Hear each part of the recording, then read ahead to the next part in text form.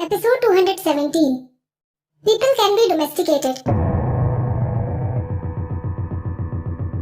लोगों को पालतू बनाया जा सकता है। स्टॉकहोम सिंड्रोम इसका सबसे अच्छा एग्जाम्पल है। जब एक लड़की को किडनैप करके उसे कैद कर लिया जाता है, तो उसे लगातार इस अनजान एनवायरनमेंट में अपने ऊपर अटैक होने और दूसरे कई तरीकों से नुकसान पहुंचाए जाने का खतरा होता है। जब सभी शॉक और ट्रॉमा उसकी लिमिट क्रॉस कर जाते हैं और वो उसे संभाल नहीं सकती है, तो वो अपनी ह्यूमन सर्वाइवल इंस्टिंक्ट्स की वजह से धीरे धीरे लड़ना और रेजिस्ट करना छोड़ देती है। फाइट या रेजिस्ट करने के बजाय वो ज्यादा सिक्योरिटी पाने के बदले में अपने किडनैपर के आगे सरेंडर कर देती है। वो उसे एक्सेप्ट कर लेती है, फिर उसे छोड़ नहीं पाती है। इवन एक स्टेज तो ऐसी भी आती है कि वो अपने किडनैपर को पूजने लगती है। फिर वो किडनैपर चाहे कितना भी शातिर या वायलेंट क्यों ना हो, उसकी पूरी जिंदगी अपने कंट्रोल से बाहर हो जाती है।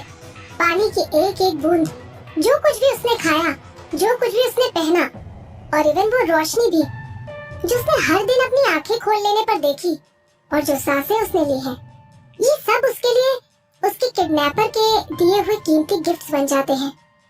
उसका डर किडनैपर के लिए ग्रैटिट्यूड में बदल जाता है। वो सबकॉन्शियसली उस किडनैपर से प्यार करने लगती है, और फिर उसे इस बात से कोई फर्क नहीं पड़ता कि किडनैपर ने उसके साथ जो कुछ भी किया हो।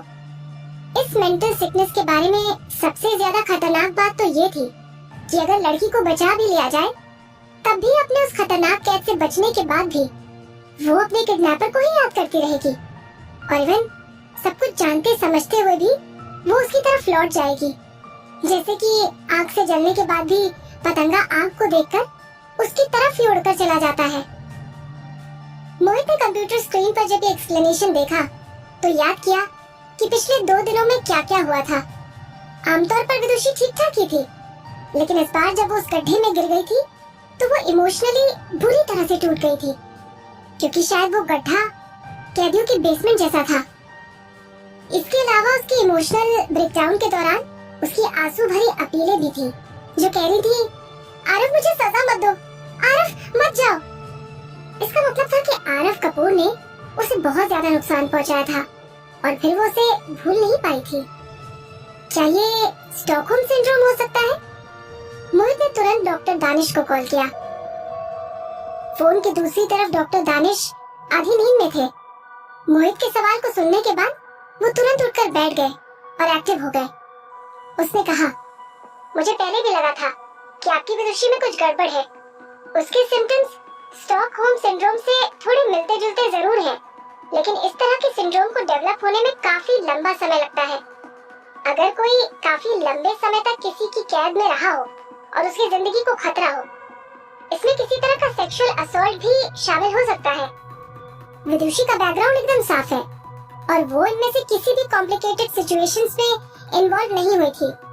मोहित ने थोड़ा नाराजगी के साथ कहा, क्या पिछली बार जब आरव कपूर ने उसे होस्टेज बनाकर जहर दिया था, उससे इसका कोई रिलेशन हो सकता है?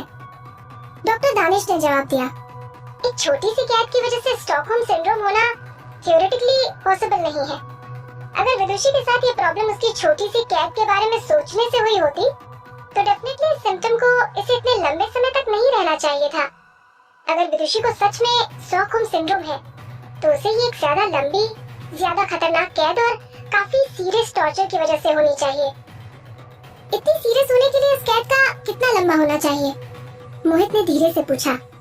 डॉक्टर दानिश ने आह भरी और कहा, ये हर एक इंडिविजुअल पर डिपेंड करता है। इसके लिए इसका कोई स्पेशल टाइम नहीं है।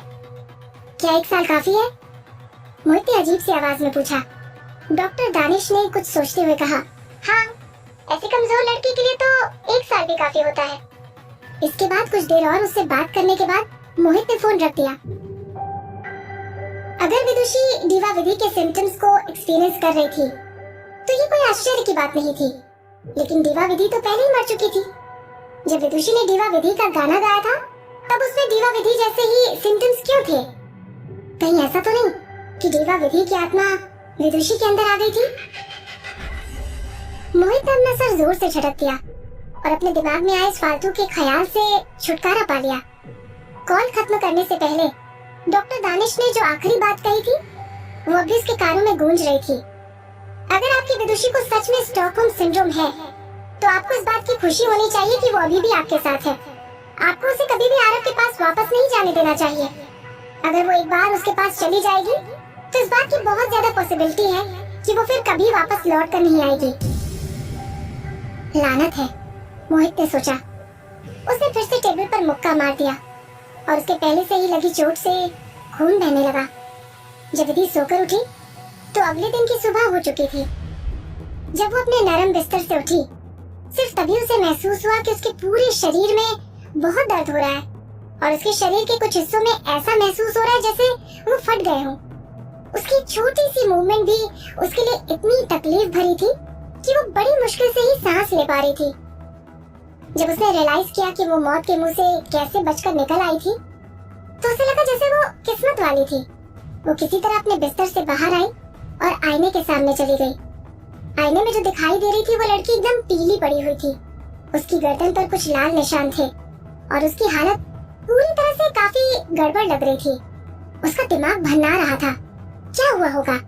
किसने उसके शरीर के साथ खिलवाड़ किया होगा? उसने याद करने की बहुत कोशिश की कि क्या हुआ था, लेकिन उसका दिमाग एकदम खाली हो गया था। उसे सिर्फ इतना याद था कि उसे धानी नाम की एक छोटी सी लड़की ने धोखा दिया था और वो एक गड्ढे में गिर गई थी। उसके बाद से उसे कुछ भी याद नहीं आ रहा था। ये तो मोहित का कमरा था, लेकिन वो यहाँ पर कैसे पहुंची? और मोहित को क्या हुआ?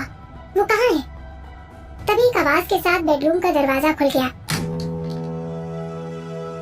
उसने मुड़कर देखा कि मोहित दरवाजे के पास खड़ा था और अपनी उदास आंखों से उसे घूर घूर कर देख रहा था। विधि ने कुछ भी नहीं पहना हुआ था और वो मोहित की निगाहों से छिप नहीं सकती थी। वो शर्मिंदा थी। उसने खुद को ढकने के लिए आईने के बगल में जमीन पर पड़ा एक टॉवल उठाकर खुद को ढक लिया और उसे डांट कर कहा, गेट आउट। लेकिन मोहित वहाँ से हिला तक नहीं, बल्कि मोहित ने कहा, वहाँ नंगे पैर खड़ी मत रहो, जमीन ठंडी है। मोहित की शांत आवाज ने विधि को और भी ज्यादा गुस्से से भर दिया। विधि ने मोहित की तरफ घूर कर देखा। वो इतने गुस्से में थी कि उसकी आवाज भी कांप रही थी। मोहित, आपने कल मेरे साथ क्या किया था?